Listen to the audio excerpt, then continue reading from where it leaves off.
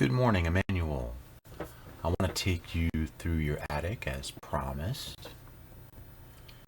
And the first thing here that I just want you to sort of take note of is, as I'd mentioned, you do have quite a bit of insulation up there. And you can see the two different types. There's sort of like a yellow layer that's underneath, and then the pink stuff is obviously what was added at some point later. And one of the things I'd also mention to you is that right off the bat, I just started to look around because one of the things I like to investigate is the top plates or the top plates of the walls. And I like to try to find one of those early on just to get a quick glimpse to see if they're sealed.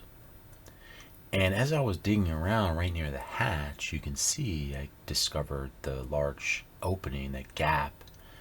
And that's just a result, as we were talking, maybe an imperfection in the construction or just a slight, you know, variation in the way the wall was built. Something caused that, but that's happening basically all throughout the attic. And what I want to show you here is how we would tackle a large gap like that. We can't just put a bunch of foam in there. You can see here how we would treat a large opening. We use rigid foam board or something rigid, and we're basically going to put it on top of the opening, and then we want to seal it with that foam.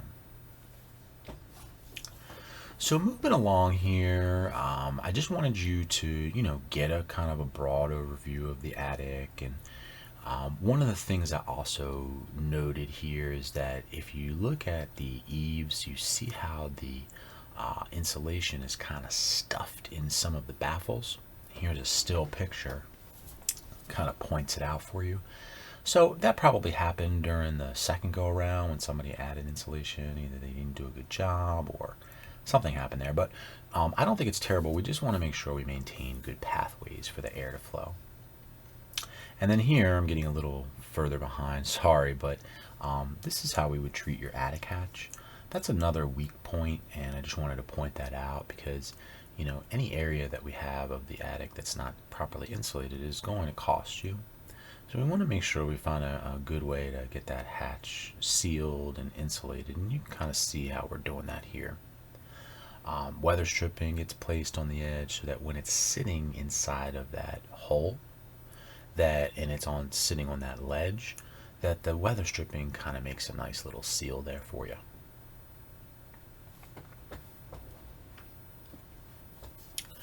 So there's not too many interesting things going on in your attic, but I did want to just let you kind of get a feel for what's going on over top of the master bedroom, that extra area above the garage. Eventually I'm going to get there. Sorry, I forgot that I did find your bathroom fan. Took me a minute.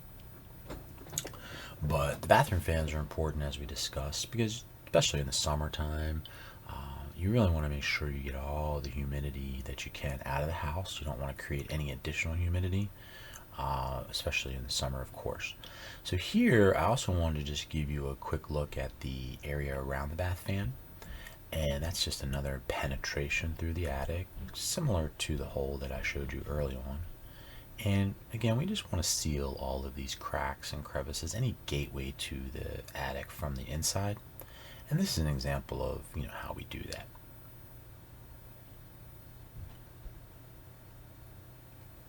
So getting back to the area above your room over there, above the garage, it's a lot of the same at the attic floor. The big difference over on this side is just that you can see where the bath fans terminate, and you can see how they just kind of run out to the exterior wall over there, and you'll get a better view of it in a minute here, but they're not properly terminated to the outside. And again, that just kind of ties back to the humidity thing. You certainly don't want a bunch of humidity getting trapped in the attic or put in the attic. And it's been situated like this for years, so that sometimes people argue that. And I say, look, I get it, but the thing is, the BG program, in order to get the rebates, they want those to be outside. So here I just did a little digging around between the connection and the garage, between the garage and the main house. And you can just see there that's, again, additional ceiling. And then you can see there how those ducts run out to the edge. And this is how we actually do want to run the duct. We want to run it through the roof.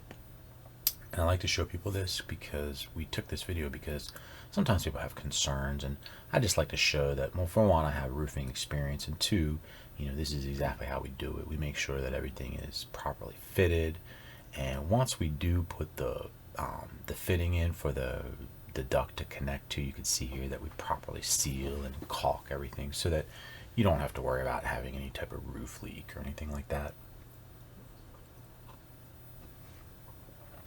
And this is a really good way just to kind of get a feel for the whole thing. You can see how we caulk the tops of the screws and the nails and everything that we're doing up there. We put the shingles back, and everything is layered, and shingles are designed for water to run down, so it's not really a big issue. And then how we finish the bath fan, we make sure that we connect the duct up nicely to that termination, and you can see how now the air will get to the outside. And then we always seal the duct. We don't want any type of condensation problems, and that way when you put it in the insulation, everything is buttoned up. And then lastly here, I just wanted you to get a look at your plywood. There's a discolored piece there, but I gotta tell you, I'm pretty confident that you're in good shape, because typically the roofers, they walk the roof, and if they're replacing 2 or 3 or 4 sheets of plywood, there's no reason they would have not replaced the others if they needed to be. So anyway, Emmanuel, that's your synopsis there of your attic, and I will be in touch with your energy audit report soon. Thanks for watching.